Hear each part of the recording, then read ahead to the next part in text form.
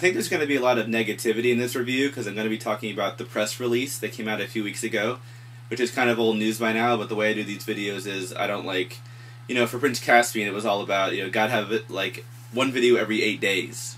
It was kind of my rule. And now it's like I don't stress out over it. It's just like, whenever I feel like posting a video, I do.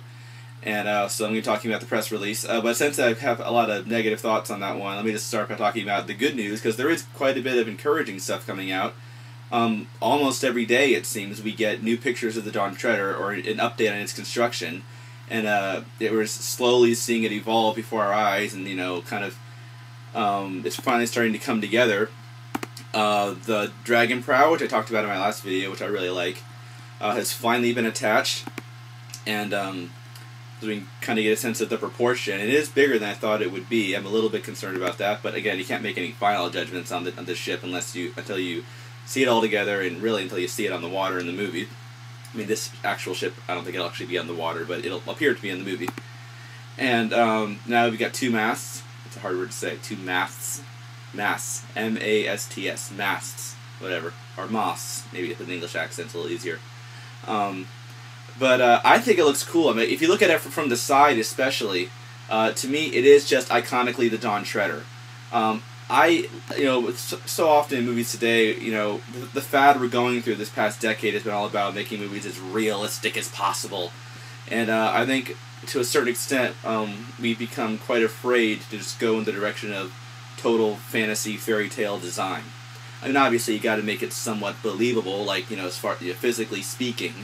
But I mean, like, I like the Dawn Treader. It looks like something out of a fairy tale or a legend, and I really like that. I mean, it should look like something grand, and not just a regular ship that happens to have a dragon at the front. This should look like something else, something really special.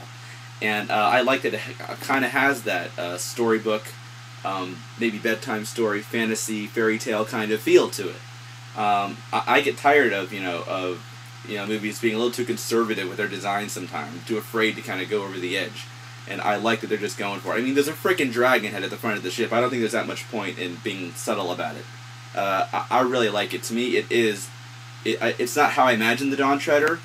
Maybe it's better. This just captures what the Dawn Treader is to me, though. Especially from the side, I can look at that and say, yeah, that's the Dawn Treader. If it has a purple sail. There's no sign of the sail yet. We don't know what color it's going to be. Maybe it'll even be CGI. I don't know. But I gotta have a purple sail. Light purple, dark purple, whatever.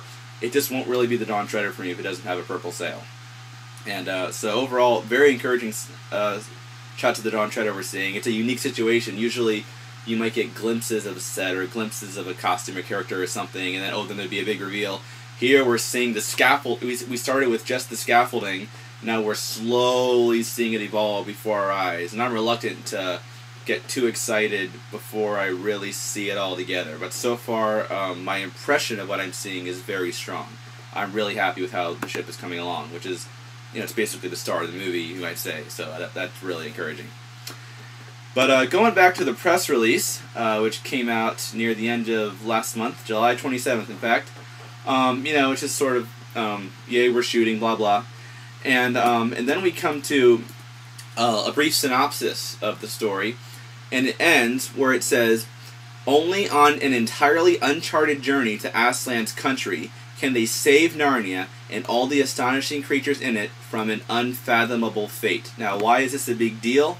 It's implying that the purpose of their mission must go deeper than, if this synopsis is accurate, it must be more than just finding the 7 lords. In the book, sometime before Prince Caspian takes place, Miraz, sent the 7 lords off to try to get rid of them, and it worked, obviously. And then Prince Caspian, on the day of his coronation, pledged to go find them. And so it's sort of like in an effort to, I guess, undo the wrongs that his uncle had done, sort of thing. Maybe sort of continuing that theme of what was wrong has been put right again. And maybe Caspian feels some sense of debt. I think that it wasn't his fault, but him being a Telmarine, maybe he feels a certain amount of responsibility. It's kind of always felt about it. And so saving them from an unfathomable fate implies that the purpose of their voyage has something to do with the fate of Narnia itself. Like, they're trying to save Narnia from something. You might say, you know, instinctively, oh, that's not that big of a deal. I mean, whatever, they'll still visit the same islands, they'll still do the same things, they'll still find the Seven Lords. If they want to add it, if they want to up the stakes a little bit, make the reason a little more compelling, why not? Well, the reason it's a big deal is that Dawn Treader is not about a mission to save the world. It's Dawn Treader is, in one sentence, it's a journey to the end of the world and what the characters learn along the way. I think that if an audience is getting all caught up in this struggle to save Narnia from something, I don't think that's a good thing. It should all be about the characters, and more importantly, the discovery and the sense of wonder of journeying to the end of the world. Yes, on paper, the reason they set out in the first place is to find the Seven Lords. And when they find the Seven Lords, their mission is essentially done. And they still have to go further to Aslan's country to, you know, wake the three sleepers. But their mission's basically over. But when you read the book, you almost get the sense that they all wanted to go east. They wanted to see what was out there. Reepicheep especially, his whole life has had this unexplainable longing to see what's out there. The spell of that song has been on him his whole life, and he feels like, you know, he has this hunger for adventure. He feels like there's something out there, like that's where my true home is.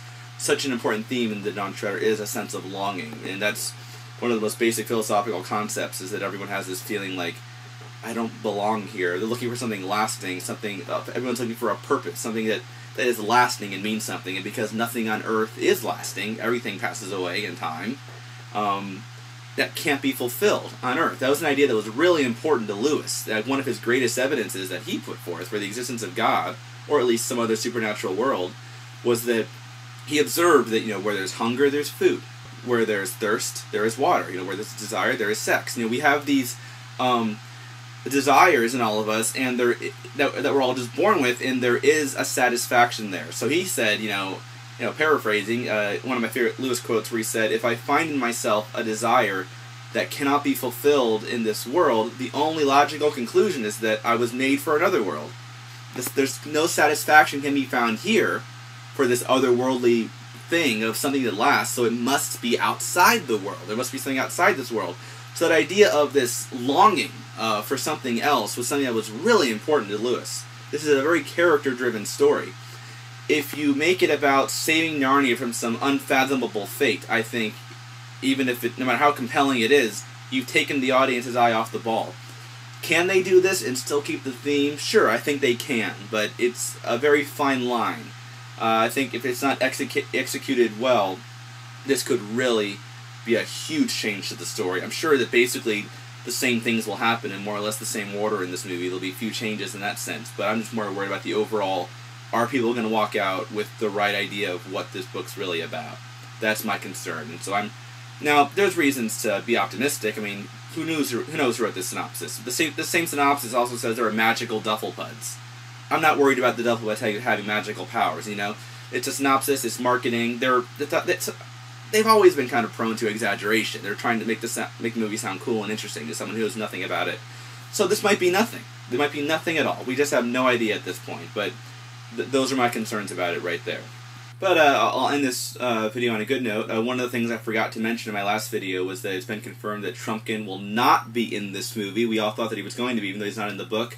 I'm really relieved about this. I gave my reasons in a previous video, just including Trumpkin in the movie.